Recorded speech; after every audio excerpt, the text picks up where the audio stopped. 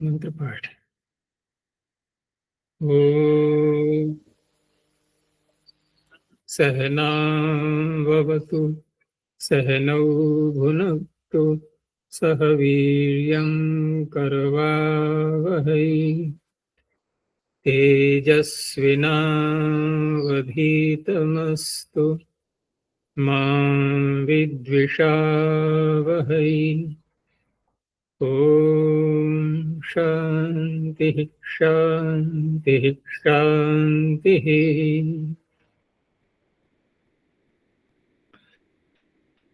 प्रथमा वृत्ति की 349वीं कक्षा,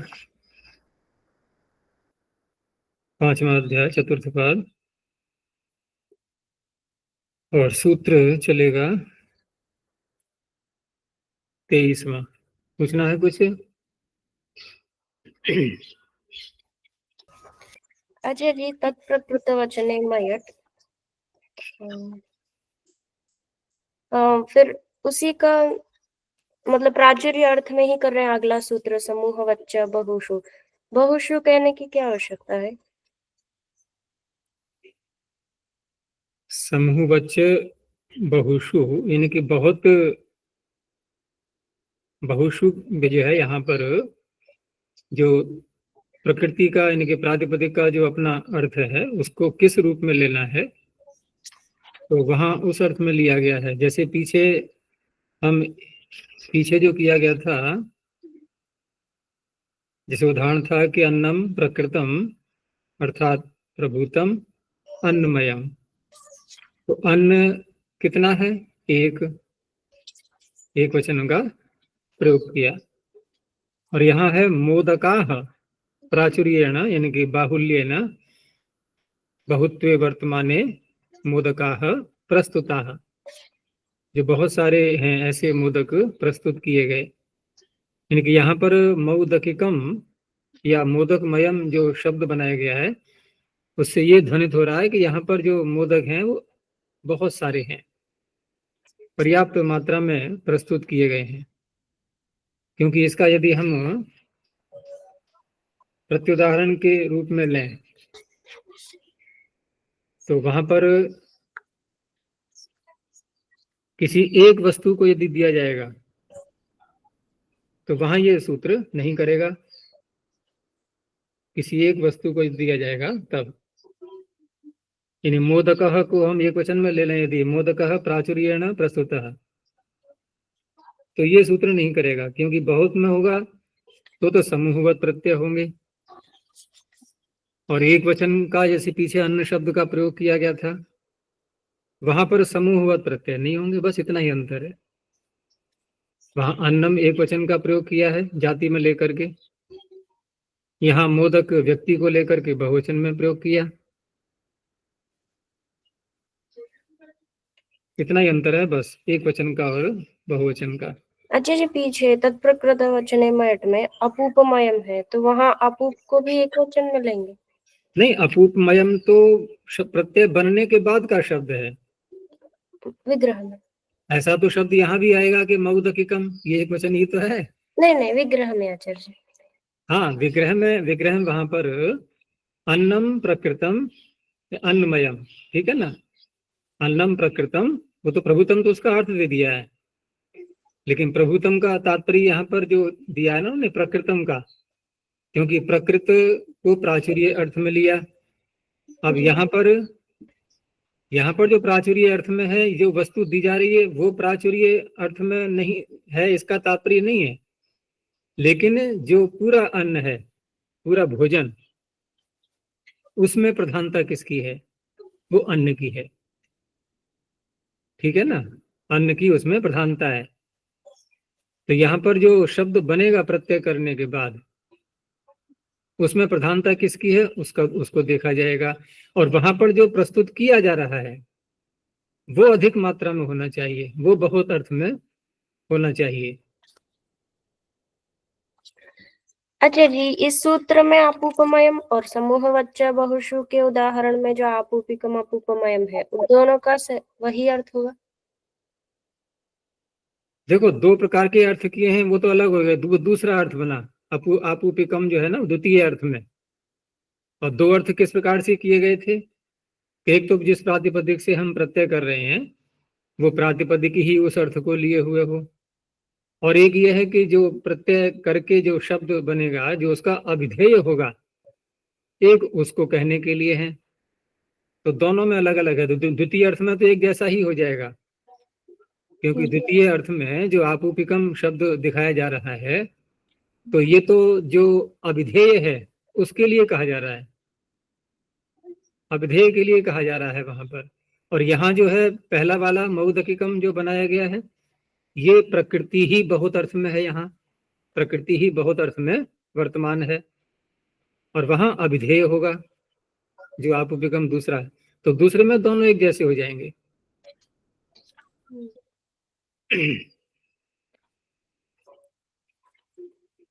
चलो आगे देखते हैं। तो सूत्र इसमें स्वार्थ वाले प्रत्यय अधिक आएंगे अब। तो अनंताव सथेतिह भेषजाएं यह, अनंताव सथेतिह भेषजात पंचम एकवचनांतम यह प्रथम एकवचनांतम। चार शब्द हैं इसमें, अनंत, आवसथ, इतिह, भेषज। इसमें इतिह शब्द जो है ये दो अव्ययों का समुदाय है, इति और ह, और परंपरा से ऐसे ही बोलने में आता है ये दोनों को मिला करके। इतिह का अलग अर्थ होगा, अलग अलग करके बोलेंगे इति और ह, उनके भिन्न भिन्न अर्थ बनेंगे फिर जा करके, लेकिन दोनों को मिलाते हैं तो उसका एक जो अर्थ प्रकट में आता है। तो परंपरा से ही चला आ रहा है ये दोनों को मिला करके बोलना, तो समूह रूप में ये एक शब्द मान लिया गया इतिह, इसलिए सूत्र में ऐसा ही दे दिया है। ये नहीं है हम इसमें सूत्र में 5 शब्द मानेंगे कि अनंत, आवसथ, इति, ह और भेषज, ऐसे नहीं, इति ह को एक साथ लेना है। यद्यपि ये दो पृथक पृथक हैं फिर भी परंपरा से एक साथ ही बोले जाते हैं। तो अनंत, आवसथ, इतिह, भेषज इत्येतेभ्यः प्रातिपदिकेभ्यः स्वार्थे ञः प्रत्ययो भवति। अब अनंत का जो अर्थ है वही आनंत्य का अर्थ होगा। तो स्वार्थ में हम जब विग्रह करते हैं तो एव लगा देते हैं, जैसे अनंतम एव अनंत्यम। ऐसे ही आवसथ शब्द है तो आवसथम एव आवसथ्यम, इतिह एव ऐतिह्यम। चौथा शब्द है भेषज, तो भेषजम एव भैषज्यम, औषधि के लिए बोलते हैं। आवसत घर के लिए बोलते हैं, आवसथ्याग्नि में होता है ना आवसथ शब्द। तो गृह जिसमें निवास करते हैं, जिसमें वास करते हैं, आवसथ बस धातु से।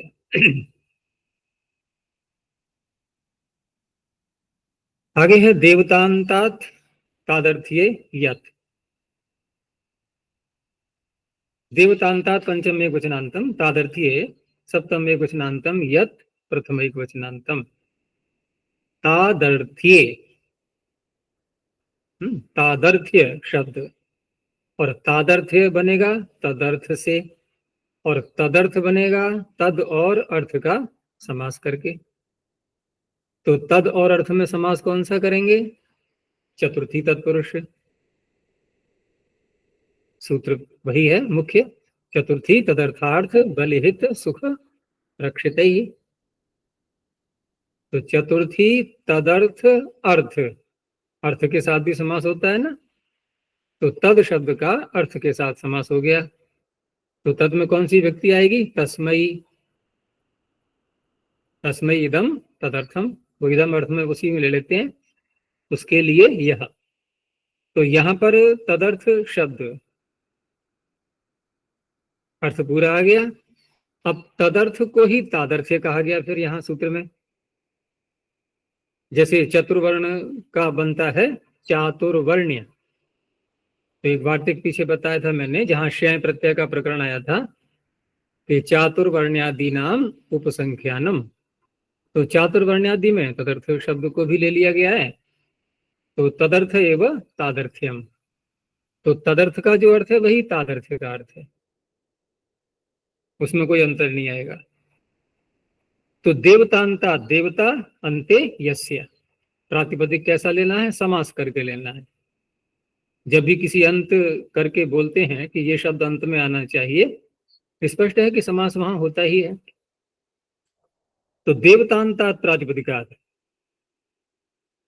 तादर्थ्ये वाच्ये यत् प्रत्ययो भवति। अब तादर्थ्य में जब यत् प्रत्यय करेंगे तो तादर्थ्य में चतुर्थी होती है। तदर्थ को कहने के लिए उसका कोई सूत्र वैसे नहीं है अलग से, एक वार्तिक या वाक्य मान लो कि तादर्थ्ये चतुर्थ्या भवितव्यम या उपसंख्यानम, ऐसे करके वाक्य बोला जाता है। तो यहाँ चतुर्थ्यंत चतुर्थी समर्थ प्रातिपदिक से प्रत्यय होगा। अब ये जो देवतांत शब्द होगा वो चतुर्थी में आएगा पहले। अब रही बात कि देवतांत जिस शब्द को हम लेंगे, जिस प्रातिपदिक को लेंगे, उसमें समास करना होगा। तो समास कौन सा होगा? जैसे शब्द यहाँ लिया अग्नि देवता और पितृदेवता, तो अग्नि देवता में समास कौन सा दिखाई दे रहा है? अर्थ के अनुसार देखो भाई, वही अग्नि है, वही देवता है, कर्मधारय में समास हो गया। अग्निश्च असौ देवता च, ऐसे ही पिता च असौ देवता च, वही देवता है, वही पिता है, वही अग्नि है। तो अग्नि देवता। अब यहां पर तादर्थ में यत् प्रत्यय करना है।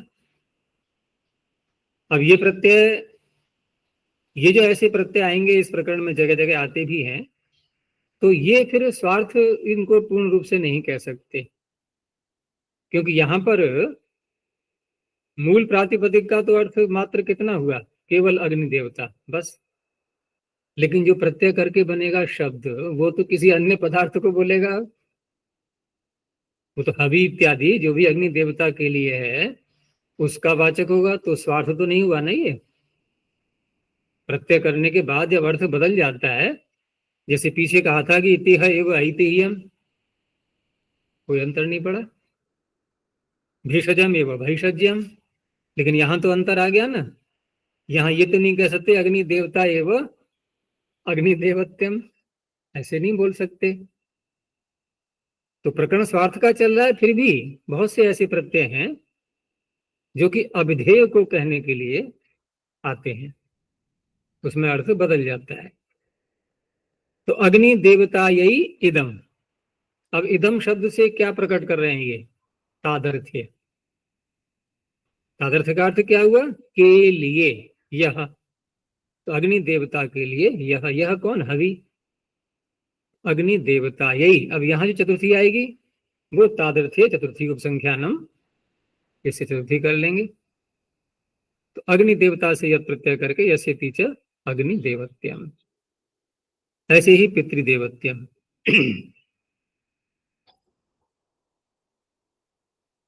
आगे है पादार्घभ्याम च। अब ये तादर्थ्य को आगे के दो और सूत्रों में भी ले लेते हैं, वहां भी ऐसे ही अर्थ करेंगे, क्योंकि यहां जो कहा गया है ये तो देवतांत शब्दों से करता है। आगे जो दो सूत्र आ रहे हैं वो देवतांत नहीं है, वहां प्राप्त नहीं था, तो उनसे भी ऐसे ही लेना है तादर्थ्य अर्थ में। पादार्घाभ्याम पंचमी द्विवचनांतम च व्यपदम।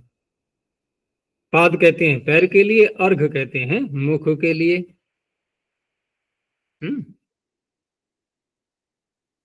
तो पाद अर्घ इत्येताभ्याम चतुर्थी समर्थाभ्याम। चतुर्थी क्यों जोड़ा जा रहा है साथ में? क्योंकि तादर्थ्य चतुर्थी उपसंख्यानम, इस अर्थ के आधार पर। तो पादार्घ पाद अर्घ इत्येताभ्याम चतुर्थी समर्थाभ्याम तादर्थ्ये वाच्ये यत् प्रत्ययो भवति। तो पाद के लिए ये अर्थ लेना है, तो पादार्थम अथवा पादाभ्याम इदम। जैसे पीछे कहा था अग्नि देवता यही इदम, वहां इदम कह के अर्थ शब्द का तात्पर्य ले लिया है वहां तादर्थ्य अर्थ में, और यहाँ पर अर्थ शब्द का ही प्रयोग कर दिया। उसमें कोई अंतर नहीं होता है, अर्थ भी तात्पर्य वही है कि पादार्थम उदकम। ये उदक किसके लिए है?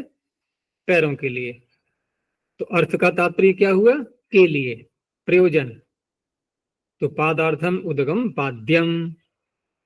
अब देखो ये भी स्वार्थ में नहीं है, अर्थ बदल चुका है। ऐसे ही अर्घार्थम उदगम, मुख के लिए, तो मुख के लिए क्या है? पीने के लिए नहीं, धोने के लिए। तो अर्घ्यम, जब विवाह संस्कार होता है, अगर किसी का होते हुए देखा होगा, क्योंकि स्वयं तो भी हुआ नहीं तुम लोगों का, किसी का होते हुए देखा होगा, तो वहां प्रारंभ में जब सम्मान सत्कार होता है वर का, तो पहले तो आसन देते हैं बैठने के लिए, है ना। विष्टरो विष्टरो विष्टर प्रतिगृहता में से 3 बार बोलते हैं ना। उसके बाद फिर ये पाद्य देते हैं, पैर धोने के लिए जल। तो कन्या बोलेगी पाद्यम पाद्यम पाद्यम प्रतिगृह्यताम। तो वर कहेगा ओम प्रतिगृह्णामि। ओम मन स्वीकृति, अर्थात मैं ग्रहण कर रहा हूं। फिर वो पैरों पे छींटे आदि डाल देते हैं, वो धोने की एक प्रतीकात्मक रूप में क्रिया कर ली गई। फिर अगला वाक्य आता है, फिर क्योंकि धोने का कार्य पहले ही होगा, पहले पैर धोए जाते हैं। जो ज्यादा गंदी जिसको मानते हैं उसको पैर धोएंगे। फिर मुख धोने का नंबर आता है। वहां पर अर्घ्य यही शब्द है, देखो, जो यत प्रत्यय करके, और वहां भी पाद्य में यही यत प्रत्यय है। अब अर्घ्य शब्द आता है पुल्लिंग में वहां पर, तो अर्घ्य अर्घ्य अर्घ्य प्रतिगृह्यताम, कर्मवाच्य में है ना, प्रथमा हो गई उसमें। ओम प्रतिगृह्णामि, उसको ग्रहण कर लिया। ये दोनों क्रियाएं करने के बाद फिर आचमन का आता है। आचमनीयम आचमनीयम आचमनीयम प्रतिगृह्यताम। ये 3 चरणों में जाके ये क्रिया पूरी होती है। तो यही दोनों शब्द हैं, ये पाद्यम और अर्घ्यम।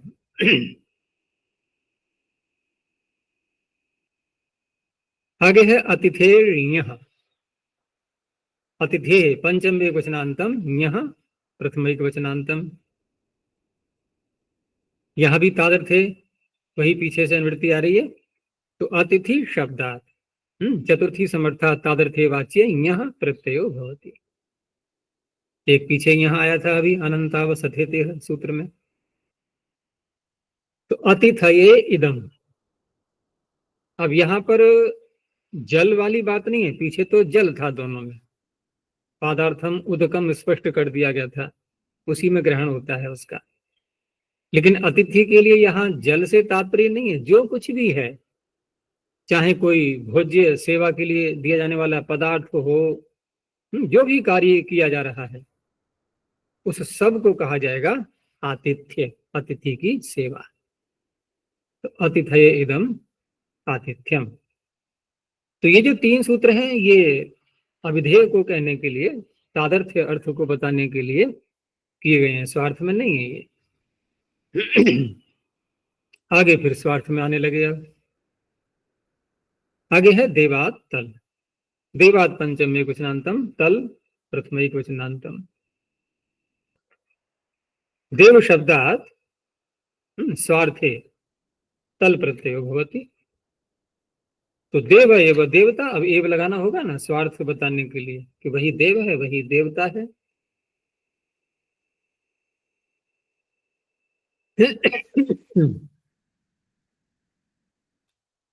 यहाँ पर बहुत से ऐसे वार्तिक भी दे दिए गए हैं इन सूत्रों के साथ में जोड़ करके, जैसे पादार्घाभ्याम च सूत्र में ही, तो कुछ उसमें ऐसे भी शब्द प्रयोग में आते हैं जो बनते हैं यहाँ पर। यद्यपि वो तादर्थ अर्थ में तो नहीं है, लेकिन दे दिए हैं प्रसंगवश, यहाँ वार्तिक स्वार्थ का प्रकरण चल रहा है इसलिए। जैसे हम बोलते हैं नूतन शब्द है, नवीन या नूतन नए अर्थ को लेते हैं ना। तो अचानक कोई प्रश्न कर बैठे ये नूतन क्या चीज है, तो क्या बताएंगे, क्या है ये नू। तो यहाँ पर नव शब्द है वास्तव में। तो नव से नु आदेश, नव को नु आदेश कर दिया गया है वार्तिककार के द्वारा। और 3 प्रत्यय दिखाए जाते हैं यहाँ पर, तनप और तनप और ख। तो वेद में सुना होगा नूतन, ये आता है मंत्रों में, नूतन तनप। ऐसे ही तनप करेंगे तो नूतन, ये तो हम बोलते ही हैं व्यवहार में भी। और नवीन ख प्रत्यय करेंगे तो वहां नु को गुण होकर के अब आदेश। तो नवीन तो बहुत ही प्रचलन में है, लेकिन कैसे बना ये ध्यान नहीं रहेगा किसी को। तो नु शब्द से बनता है ये, वो नव शब्द से, और नव का अर्थ स्पष्ट है ही, नया। तो नूतनम, नूतनम, नवीनम, तीनों का अर्थ क्या हो गया? नया। ये स्वार्थ में तो हो गया, कोई अंतर नहीं पड़ा अर्थ में। जो नव का अर्थ है वही इनका अर्थ है। और पुराना अर्थ लेना हो तो ये तो नया अर्थ हो गया। पुराना अर्थ लेना होता है तो प्र शब्द से करते हैं फिर प्रत्यय, फिर नव से नहीं, और प्र से करते हैं तो यही तीन प्रत्यय, और एक और जोड़ देते हैं उसमें न, यानी कि तनब, तनब, ख और न। तो न करेंगे तो प्रण, ये वैदिक शब्द हैं, वेद मंत्रों में आते हैं, प्रणम और प्रतनम, प्रतनम और प्रीणम। ख करेंगे तो प्रीणम, प्रीण। ये नए अर्थ में, वो पुराने अर्थ में आता है। इन सब का अर्थ है पुराना। ऐसे ही ध्येय प्रत्यय पीछे भी वैसे कई कई स्थानों पर ऐसा भी होता है कि वार्तिक दो दो बार भी दे देते हैं। विधेय प्रत्यय जैसे पीछे भी आ चुका है एक बार वार्तिककार के द्वारा, और यहाँ भी दे दिया गया है ये भाग, रूप और नाम शब्दों से, भाग ध्येयम, रूप ध्येयम, नाम ध्येयम। अब ये भी सब स्वार्थिक प्रत्यय हैं। नाम और नाम ध्येय में कोई अंतर नहीं है, जो नाम का अर्थ है वही नाम ध्येय का अर्थ है। जैसे किसी से पूछना हो आपका क्या नाम है, किन नाम ध्येयम भवतः, और किन नाम भवतः, कोई अंतर नहीं है, बिल्कुल वही अर्थ है। चलो तो आगे देखते हैं। हाँ, ये जो नव शब्द है, नया को कहने के लिए नव अकारांत है और संख्यावाची नव अकारांत है, संख्यावाची नवन है। वो भी वो नवन है, वो नकारांत है, ये अकारांत है। वो अलग बात है कि हम जब नव शब्द संख्या में लेते हैं तो वो भी प्रथमा या द्वितीय के बहुवचन में, दोनों में नव ही बनता है। तभी तो एक जो उसमें आता है ना, एक छल से जो बात की जाती है, तो वहां उदाहरण देते हैं कि किसी ने किसी से कहा कि नव कंबलोयम माणवकः, ये माणवक कैसा है, नव कंबल, इतना बोल दिया उसने। अब उसका तात्पर्य बोलने वाले का, वक्ता का अभिप्राय क्या था कि नया कंबल लिया है इसने अभी अभी, नए कंबल वाला, नवः कंबलः यस्य, वो तो इस रूप में ले रहा था बहुरी समास में। दूसरे ने कहा कि नहीं, आप झूठ बोलते हो, मिथ्या ब्रूषे। क्यों? क्योंकि ये नया, ये इसके पास में नौ कंबल कहाँ है। उसने नव का अर्थ ले लिया नो, क्योंकि समास करने के बाद तो नवन का करें समास या नव का करें, एक ही तो बनेगा शब्द नव कंबल। भाई नवः कंबलः या नवम कंबलम यस्य, तब भी नव कंबल बना, और नौ कंबल है तो नव कंबलानी यस्य, तब भी नव कंबल बना। तो वक्ता का अभिप्राय नया कंबल वाला, छल वाले ने क्या जानता वो भी है कि इसने क्या कहा है, वक्ता का अभिप्राय क्या है, फिर भी छल से उसने उसको बात को काटना चाहा कि आप मिथ्या बोल रहे हो, इसके पास तो एक ही कंबल है, कहाँ है नौ। इसे कहते हैं छल। इसकी परिभाषा आती है न्याय दर्शन में, उसका सूत्र आता है वक्तुः अभिप्रायात अर्थांतर कल्पना वाक्छलम। वक्ता के अभिप्राय से विरुद्ध अर्थांतर कल्पना कर लेना, इसे कहते हैं वाक छल। छल के और भी भेद हैं, इसलिए वाक लगाना पड़ा है इसमें विशेषण के रूप में। ये वाणी का छल होता है। तो नव और नवन अलग अलग शब्द हैं। तो देवातल में देव एवं देवता, और ये बात पीछे आ चुकी थी कल के स्वार्थिका अपि प्रत्ययाः प्रकृतितो लिंग वचनानि अतिवर्तन्ते, क्योंकि देव शब्द पुल्लिंग में है, लेकिन तल प्रत्यय करने के बाद उसने प्रकृति के लिंग को छोड़ दिया स्वार्थिक होने पर भी, और स्त्रीलिंग में व्यवहार होने लगा देवता। हिंदी में देवता हम लोग पुल्लिंग में ही बोलते हैं, देवता आ रही है बोलते हैं क्या? आ रहा है। लेकिन स्त्रीलिंग है ये संस्कृत में देवता। तलंतः लिंगानुशासन का सूत्र। ये तल प्रत्यय और उधर वो भी है, तस्य भावस्व तलो, वो भी सब स्त्रीलिंग में ही आते हैं। चलो आगे, अवेह कहा, बस एक एक शब्द बन रहे हैं इन सूत्रों से। अवेह पंचमे क्वचनांतम कह प्रथमे क्वचनांतम। अभी भेड़ को बोलते हैं, तो यहां भी बिल्कुल स्वार्थ में ही है, कोई अंतर नहीं आएगा। तो अभी ही एव अभी कहा, जो अभी है वही अभी है।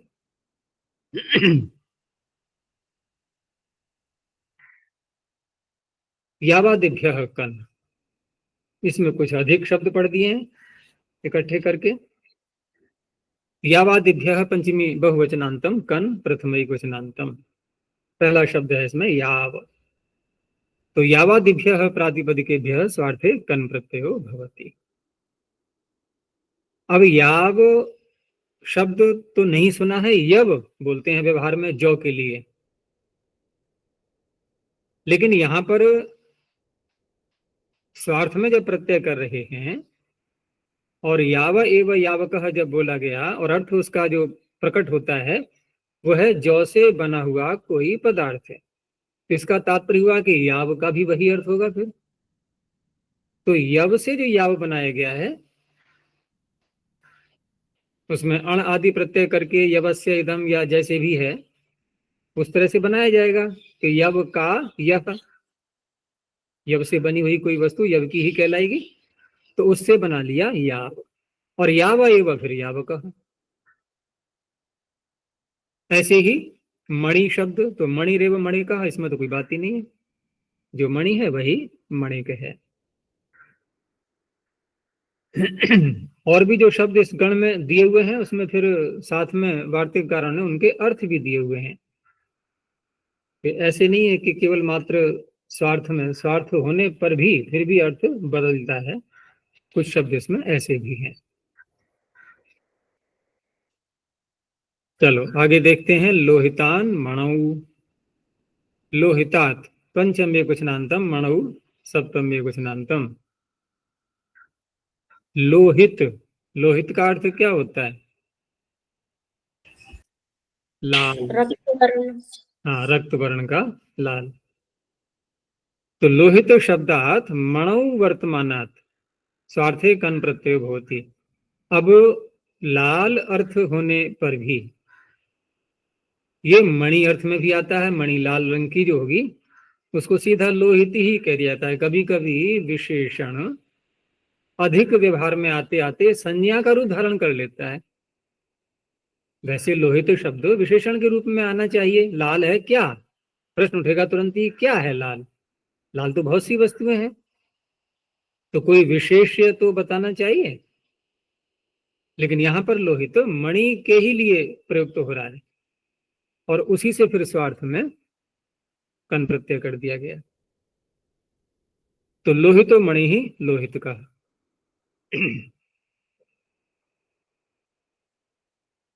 अब दूसरे सूत्र में जाकर के इसका अर्थ बदल गया। आप देखो, क्योंकि यहां तो मणि के लिए था ये, अब हम वास्तव में उसी रूप में ले रहे हैं, विशेषण के रूप में। तो वर्णे चा नित्ये, वर्णे सप्तम में क्वचनांतम च व्यपदम अनित्ये सप्तम में क्वचनांतम। यानी कि लोहित शब्दात वर्णे वर्तमानात, और वर्णे वर्ण भी कैसा? अनित्य, अनित्य वर्णे वर्तमानात स्वार्थे कन प्रत्यय होती। ये अनित्य वर्ण से क्या तात्पर्य? कि एक तो ऐसा पदार्थ है लाल रंग का कि जो स्वभाव से ही है, जैसे कोई पशु को ले लो, गाय आदि, अनित्य नहीं कहेंगे उसको, वो तो नित्य रंग है उसका, वो कोई रंगा नहीं गया उसके लिए। और एक वस्त्र है रंगा गया, लेकिन वो भी रंग ऐसा हो गया वस्त्र का, वो भी स्थायी बन गया उसके लिए। लेकिन एक व्यक्ति को क्रोध आ रहा है, वो लाल दिखाई दे रहा है। ये थोड़ी देर के लिए है, बस यहीं पर लगाना है इसको। क्रोध से लाल हो रहा है। तो लोहित कहा कोपेना, किसी गाल पे थप्पड़ मारा तो गाल कैसा दिखता है फिर? लाल लाल। तो लोहित कहा पीडनेन, पीटने से लाल हो गया ये। तो अनित्य अर्थ में हो गया ये कन प्रत्यय।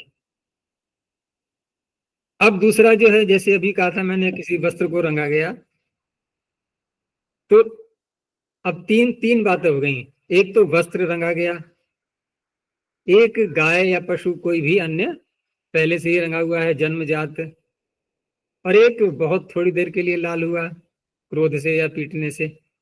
तीन तरह की बातें हो गई।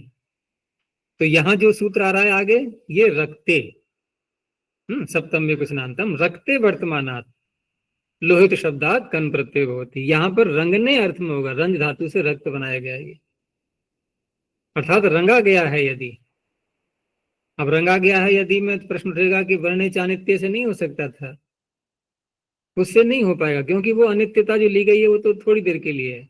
यहाँ तो रंग लिया तो ऐसा थोड़ी है कि रंग गया और देखकर 10 मिनट बाद फिर वैसा ही हो गया, ऐसा तो नहीं होता। तो रंग गया तो रंग लिया तो रंग लिया, बस वही रंग रहेगा उसका।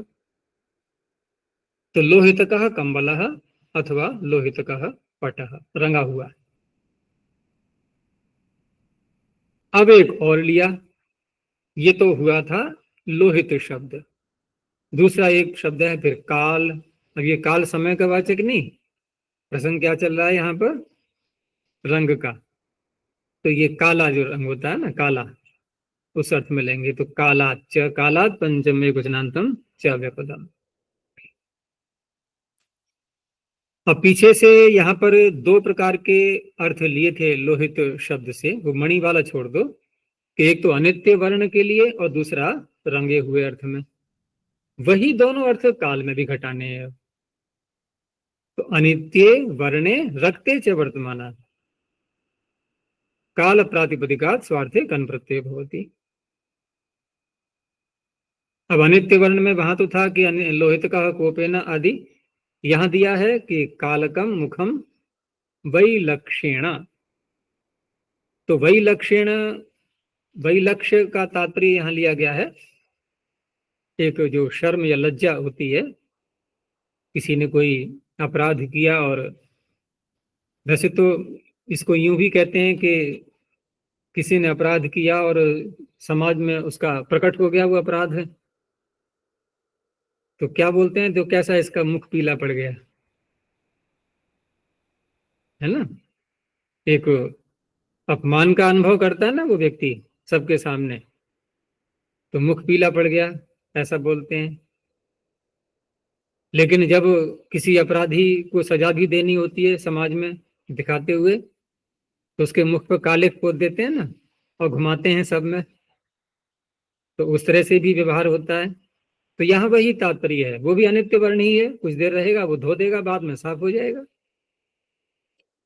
क्योंकि लज्जा से तो मुख काला नहीं पड़ेगा, उसको पीला पड़ना बोलते हैं, लेकिन यहाँ पर काला रंग उसका लगाया जा रहा है एक प्रकार से।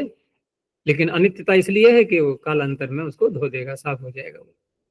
तो कालकम मुखम वही लक्ष्यण।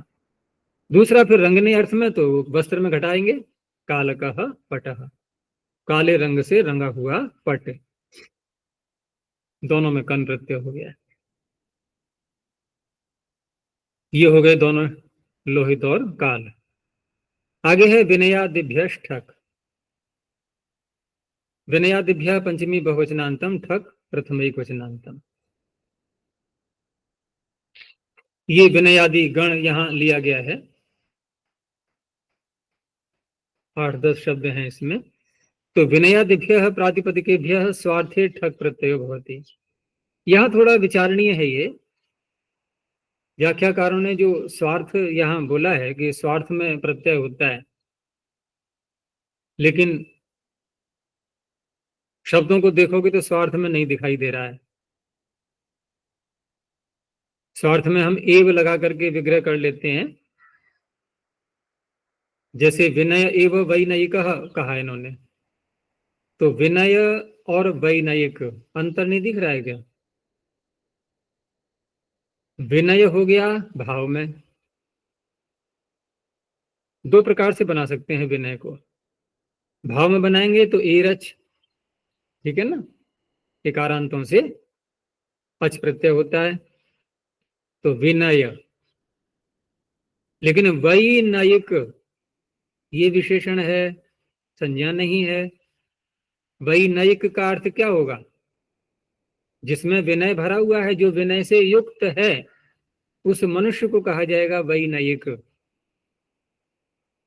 तो कहाँ हुआ विनय एवं वैनयिक? अच्छा, अब दूसरा,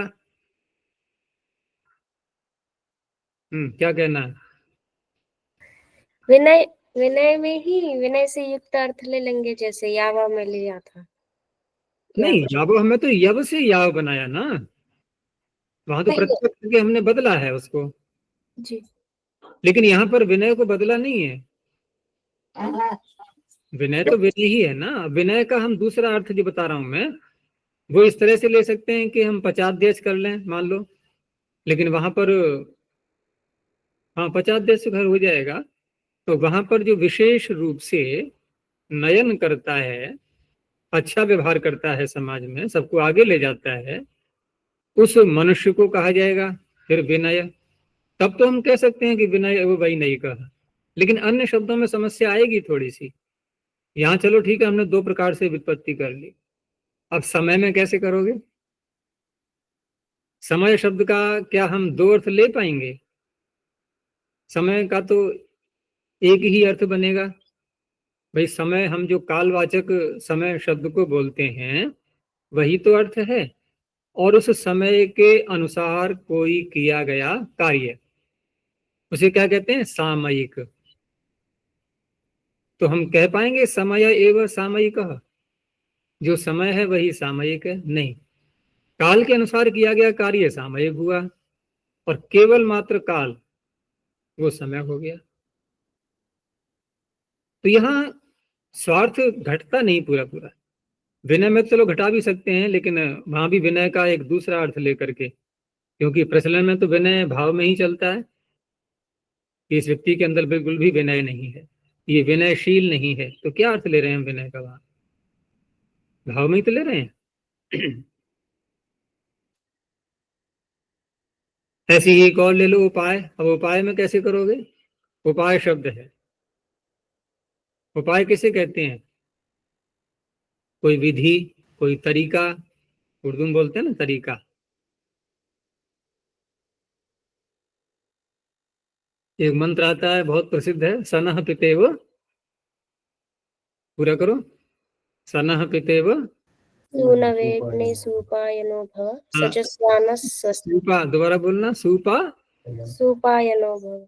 हाँ, सूपायनो भव।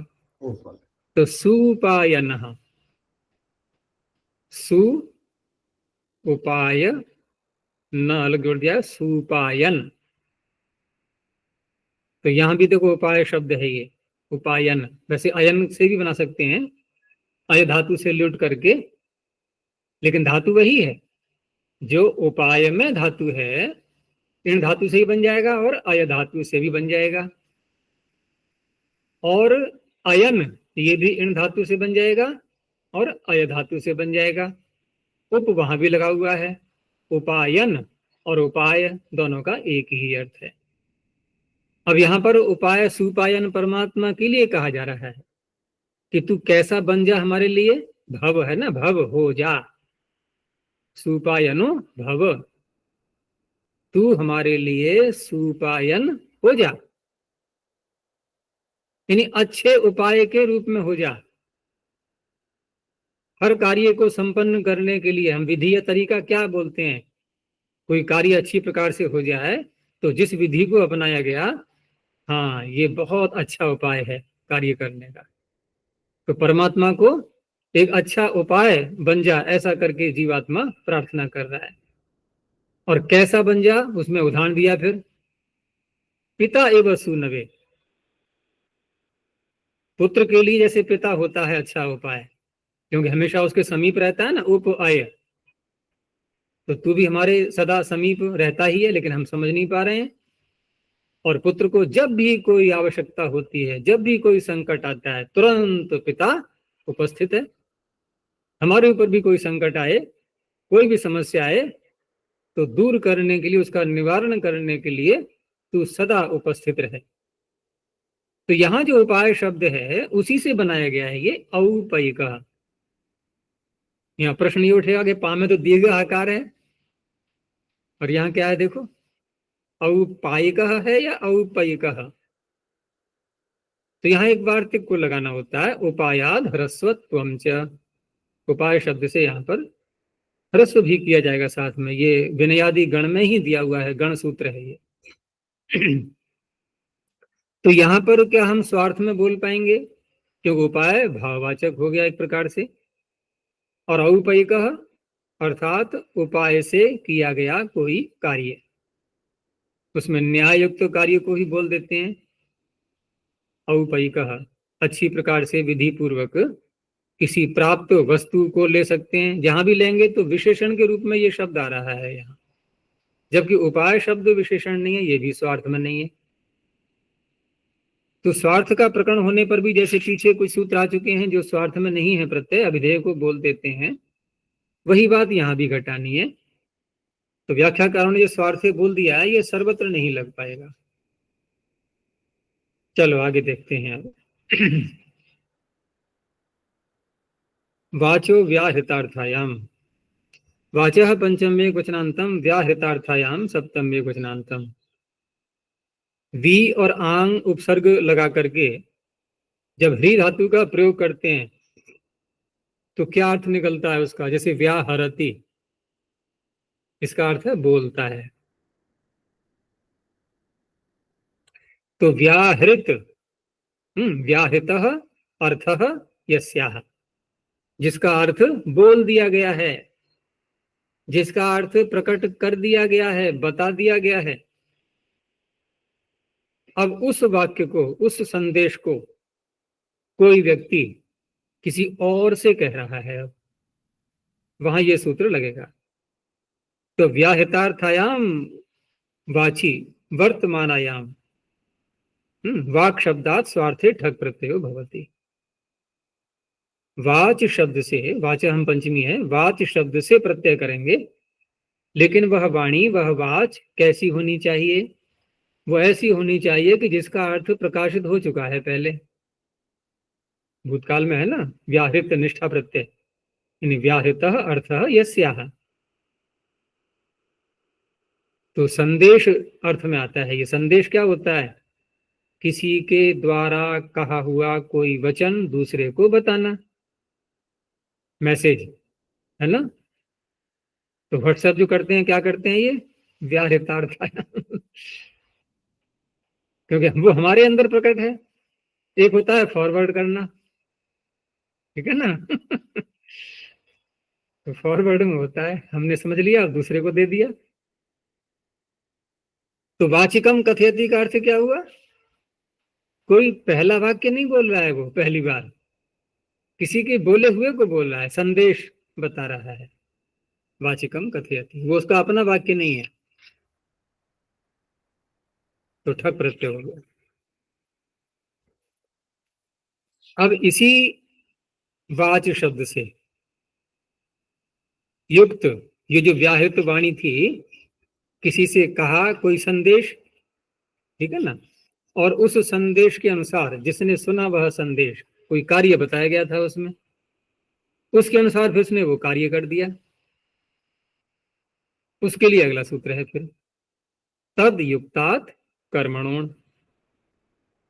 तद युक्तात् पंचमे क्वचनांतम, कर्मणः पंचमे क्वचनांतम, अण प्रथम क्वचनांतम।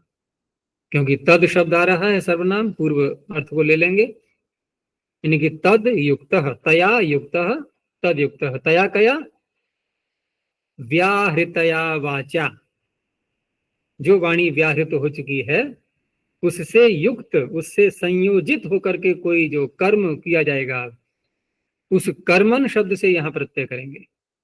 तो तद युक्ता अर्थात व्याहृतार्थया वाचा युक्ता, कर्मन शब्दात स्वार्थे अण प्रत्यय भवति। तो कर्म शब्दों से यहां पर अण प्रत्यय करके बन जाएगा कार्मण। तो यहाँ कर्म, कर्मन शब्द है, नस तद्धते से टी भाग के लोप की प्राप्ति होती है, किससे रोकेंगे,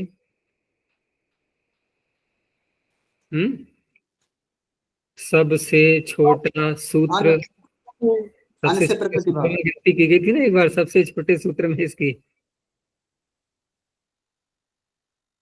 सबसे छोटे सूत्रों की जब गणना हो रही थी तो एक ही सूत्र था ये, और भी कोई था? एक ही आया था सामने, अन्न, क्योंकि इसके साथ में इसका समकक्ष एक शे सूत्र भी किसी ने बोला था, लेकिन शे में मात्रा बढ़ गई थी, बढ़ गई थी नहीं? अन्न में कितनी मात्रा है? 1.5, एक और आधी, और शे में 2.5। बहुत अंतर आ गया, पूरी एक मात्रा बढ़ गई। तो इसके समकक्ष दूसरा इससे बड़ा अ, हाँ, 2 मात्रा, 1.5 के आगे 2, फिर 2.5, फिर 3, ऐसे करके बहुत सारे सूत्र लिए गए थे। ओत में 2.5 मात्रा आई थी, ओत में और शे में। चलो, तो कर्मन में यहाँ पर अन्न से प्रकृति भाव होकर के कर्म एवं कार्मणम। अब ये जो कार्मण शब्द बना, इसका अर्थ क्या होगा? ऐसा कोई कार्य जो किया हुआ कार्य है, जो कि किसी संदेश को सुन करके उसके अनुसार किया गया है।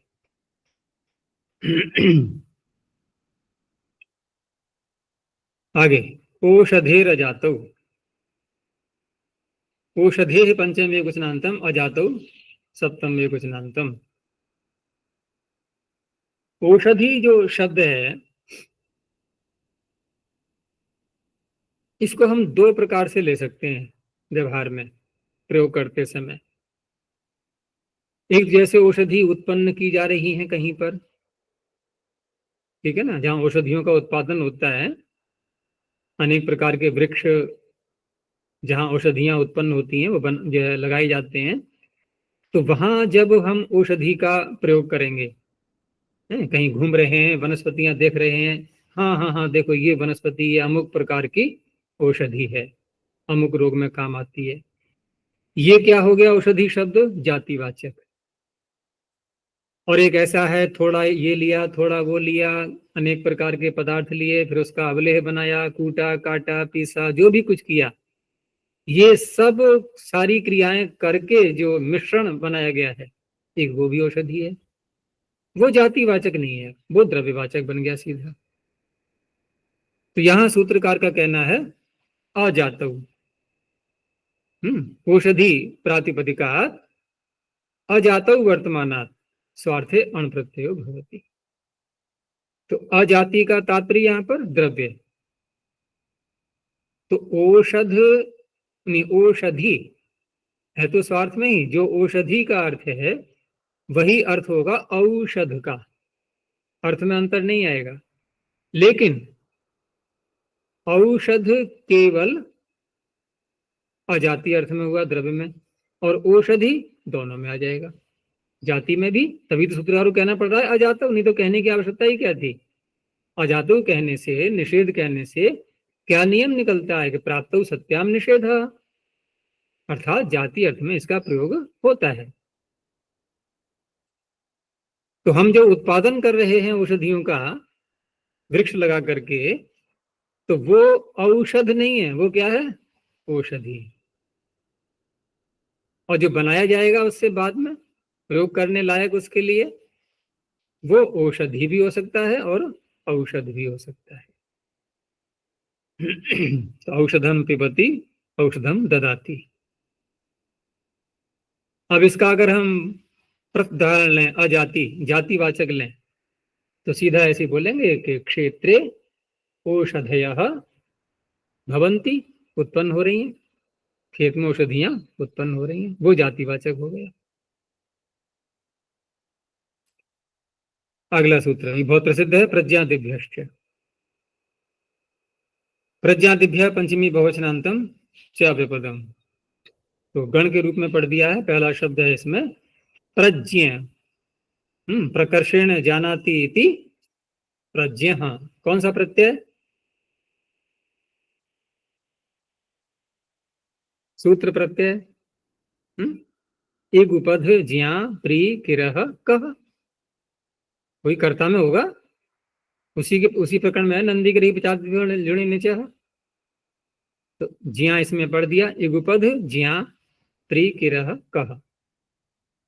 तो प्रकर्षण जानाति इति प्रज्ञः अर्थात विद्वान। तो प्रज्ञादिभ्यः प्रातिपदिकेभ्यः स्वार्थे अण प्रत्यय होती। अब जो अर्थ प्रज्ञा से निकल रहा है, देखो बिल्कुल स्वार्थ में ही है, और वही अर्थ निकलेगा प्राज्ञ का। तो प्रज्ञा एवं प्राज्ञ। ऐसे ही दूसरा शब्द लिया वाणिज्य, जकारांत है ये, वैसे रूप चलाएंगे तो प्रथमा के एकवचन बन जाता है वणिक, वणिजौ वणिजः। तो वणिज एवं वणिक एवं वाणिजः, जो वणिज है वही वाणिज्य है, स्वार्थ में अण प्रत्यय हो गया।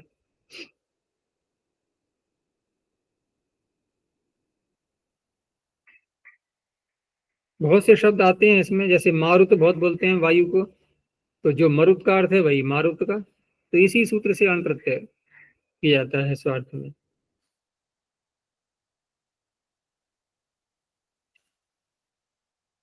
ऐसी राक्षस बहुत व्यवहार में आता है। तो राक्षस, अब वेदों के वेद मंत्रों में राक्षस बहुत मिलेगा, और वह नपुंसकलिंग में प्रयोग होता है रक्षांसी रक्षांसी करके, लेकिन स्वार्थ में अण प्रत्यय करके राक्षस ये व्यवहार में बोलते हैं, तो ये भी इसी गण में पढ़ दिया गया है। ऐसे ही अभी हमने बनाया था देवता, लेकिन जब निरुक्त में हम व्याख्या करते हैं उसमें कांड अलग अलग दिए गए हैं ना, तो ये सबसे बड़ा कांड है वो दैवत कांड। तो दैवत क्या है ये? अभी हमने देव शब्द से बनाया स्वार्थ में देवता, फिर देवता से स्वार्थ में अण प्रत्यय करके दैवत। तो देव, देवता, दैवत सारे समान अर्थक हो गए। तो देवता में भी इसी सूत्र से अण प्रत्यय करेंगे। तो इस प्रकार के बनते हैं शब्द ये प्रज्ञादिभ्यश्च। आगे है मृदस तिकन। मृदः पंचमी क्वचनांतम, तिकन प्रथम क्वचनांतम। एक शब्द बनाने के लिए सूत्र। तो मृत प्रातिपदिका स्वार्थे तिकन प्रत्यय भवति, मृत एवं मृत्तिका। अब यहां ये बात नहीं कही जाएगी स्वार्थिका अभी प्रत्यय प्रकृत लिंग वचनानि अतिवर्तन्ते, यहां तो ले लिया ना उसने, वही लिंग ले लिया। मृत स्त्रीलिंग में आता है, और तिकन प्रत्यय करके भी स्त्रीलिंग ही रहेगा। तो मृत्तिका, तो जो मृत का अर्थ है वही मृत्तिका का अर्थ है। तो ये तो हो गई एक साधारण रूप से, चाहे कैसी भी मिट्टी हो उसको मृत्तिका शब्द से या मृत शब्द से कहा जाएगा। लेकिन कोई बहुत ही अच्छी मिट्टी है कहीं की, है उपजाऊ है, या अन्य कोई गुण है उसके अंदर, मिट्टी के अंदर रोगनाशक शक्ति भी बहुत होती है,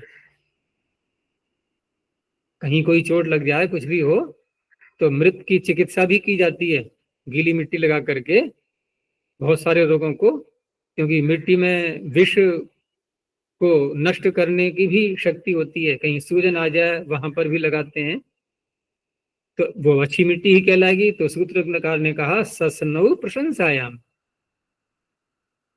शब्द वही है, सस्नौ प्रथमा द्विवचनांतम प्रशंसायाम सप्तम एकवचनांतम है। प्रशंसा विशिष्टे अर्थे वर्तमानात् मृत शब्दात् स स्न इत्येतौ प्रत्ययो भवतः। अब यहाँ प्रशंसा वाले में ही प्रकट किया जाएगा इसको। तो मृष प्रशस्ता मृत मृत्सा। अब जैसे यहाँ पर महाविभाषा का प्रकरण चल रहा है, और महाविभाषा के कारण से हम बिना प्रत्यय किए हुए भी शब्द का प्रयोग करते हैं, प्रत्यय करने के बाद भी कर सकते हैं।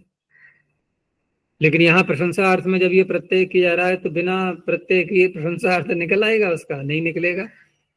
ऐसे प्रत्यय नित्य बन जाते हैं।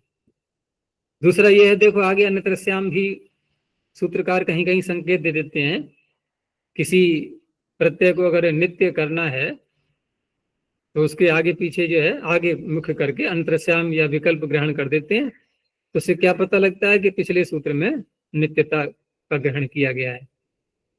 तो ये नित्य ही होता है प्रत्यय, मृत्सा और मृत्सना, ये भी दोनों स्त्रीलिंग में आएंगे। तो अच्छी मिट्टी के लिए कहा जाएगा ये। आगे वृक ज्येष्ठाभ्याम तिल तातिलौ च छंदसि।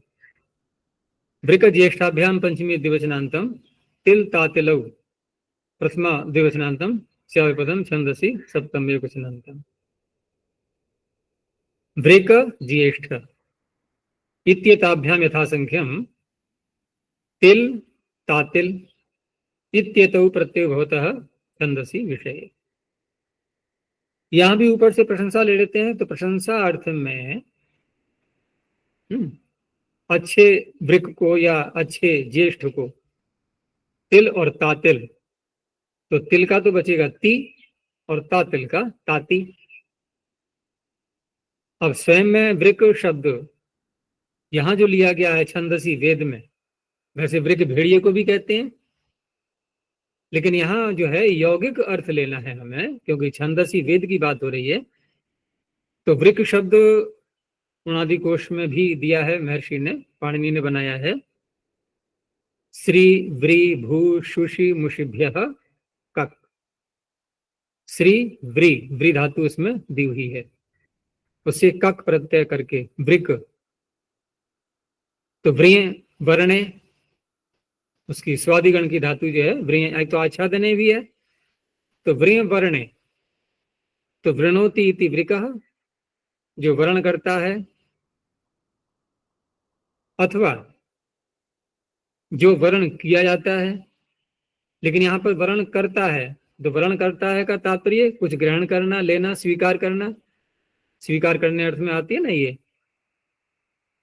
तो व्री धातु से जो क प्रत्यय करके वृक बना है, इसका अर्थ लिया गया वेद में ग्रहण करने वाला, लेने वाला, आदाता। अब वही श्रेष्ठ है, प्रशंसनीय है। तो इस तरह से प्रशंसा अर्थ में जब वृक शब्द का प्रयोग करेंगे तो ती प्रत्यय हो गया वृकति ही। और ज्येष्ठ बड़े को बोलते ही हैं, तो ज्येष्ठ एवं ज्येष्ठताति ही, लेकिन यहाँ पर भी ज्येष्ठ उत्तम के लिए प्रशंसा, प्रशंसनीय ज्येष्ठ जो है वो ज्येष्ठताति ही कहा जाएगा। आगे बहुवल पार्थात छस कारकाद अनंतरस्याम, ये सूत्र बहुत प्रसिद्ध है। बहुवल पार्थात पंचमे कुशनांतम, शस प्रथमे कुशनांतम, कारकात पंचमे कुशनांतम, अनंतरस्याम सप्तमे कुशनांतम। बहु और अल्प, ये दो शब्द लिए इन्होंने, और अर्थ शब्द के साथ में समास किया गया। तो स्पष्ट है कि बहु और अल्प शब्द भी लिए जाएंगे और उनके अर्थ वाले पर्यायवाची शब्द भी लिए जाएंगे। दूसरी बात जो सूत्र में कही जा रही है कारकात, इससे क्या तात्पर्य होगा?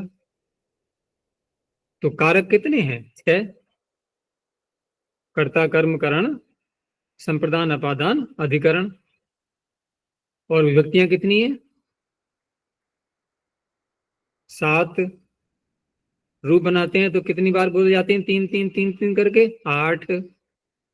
तो 6 7 8, 6 तो हो गए कारक, वो कारक विभक्तियां हो गई। और 7 क्यों बोलते हैं हम? प्रथमा को 2 बार, उसको हटा दो अभी, षष्ठी विभक्ति को जोड़ करके ये 7 हो गई। अब 8 क्यों बोलते हैं? कि विभक्तियां तो 7 ही हैं, लेकिन एक विभक्ति को उसकी आवृत्ति की जाती है संबोधन में, तो रूप 8 प्रकार के बन जाते हैं। लेकिन कारक तो 6 ही हुए ना। अब सूत्रकार का कहना है कि कारकात, अगर कारक नहीं कहेंगे यहां पर, तो षष्ठ्यंत बहु और अल्प शब्द से भी फिर शस प्रत्यय होने लगेगा, वहां नहीं करना है। कोई ना कोई कारक अवश्य हो, तो कारक 6 ही होते हैं। तो कहने का तात्पर्य बहु और अल्प शब्द से जो शस प्रत्यय है ना, ये प्रत्येक कारक में हो जाता है, यानी अर्थ कुछ भी निकल सकता है उसका, किसी भी कारक का। तो बहु अर्थात अल्पार्थाच कारकाभिधायिनः प्रातिपदिकात् अन्यतरस्याम शस प्रत्ययो भवति। जैसे द्वितीया को लिया पहले, कर्म को, तो बहुनी ददाती, बहुत वस्तुओं को दे रहा है, तो बहुशः ददाती। अब इसको प्रथमा में ले सकते हैं? नहीं। बहवः ददती, बहुत सारे लोग दे रहे हैं, तो बहुशः ददती। अब ये ऐसा नहीं हमने बना तो लिया है, तो कम से कम प्रयोग में भी तो कहीं दिखाई देना चाहिए, ऐसा प्रयोग में नहीं आता है। द्वितीय में तो बहुत ही मिलेगा, बहुशः ददाति। अच्छा, दूसरा दिया इन्होंने तृतीया का, करण कारक में बहुभिर ददाति, बहुत सारे उपायों से, तरीकों से, या कोई भी बात कह सकते हैं, उससे दे रहा है। तो यहां भी बहुशः ददाति है, उसी का पर्यायवाची भूरि शब्द, तो भूरिशः ददाति। ऐसे ही अल्प, अब बिल्कुल दोनों विपरीत शब्द हैं, बहु बहुत हो गया, अल्प थोड़ा हो गया। तो अल्पम ददाति कर्म कारक, अल्पशः ददाति है, अल्पेन ददाति करण कारक, अल्पशः ददाति। उसी का पर्यायवाची स्तोक शब्द, स्तोकशः ददाति। तो ये शस प्रत्यय होता है, और ये शस प्रत्यय करके बन जाते हैं अव्यय। सर्वव्यक्ति में वहां उसका जो गणना की गई है, कहां से कहां तक के सारे प्रत्यय, तो इसको भी ले लिया गया है।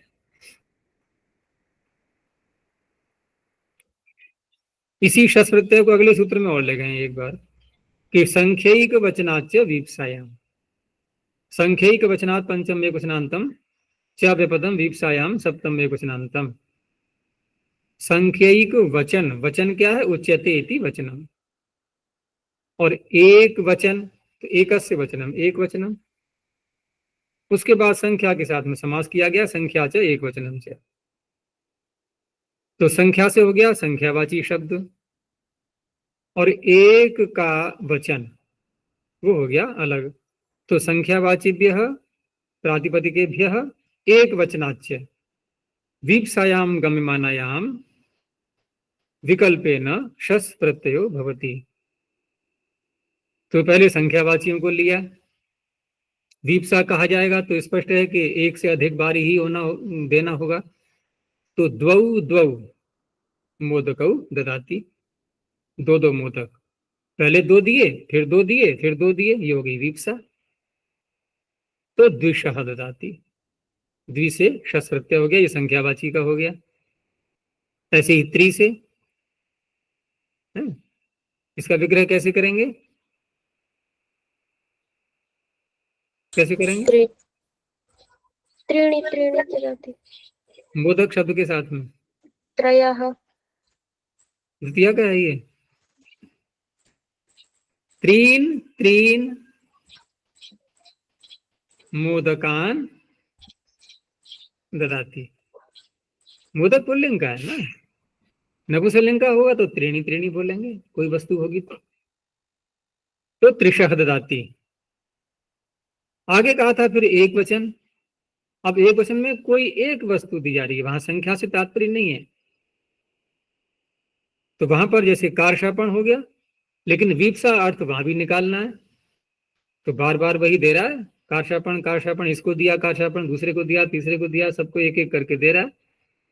तो कारशापणशः ददाति, एक नाप करके दी जा रही है वस्तु, एक एक माशा, तो माशशः ददाति है, एक एक पाव करके दी जा रही है, तो पादशः ददाति। यहाँ पैर से देता है तो मत लेना, पादशः ददाति, एक एक पाव करके दे रहा है।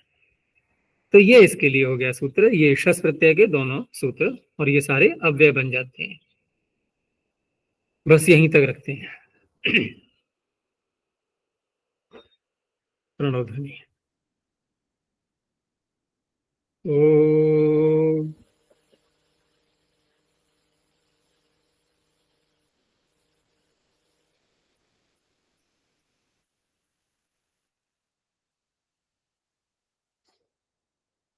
ओ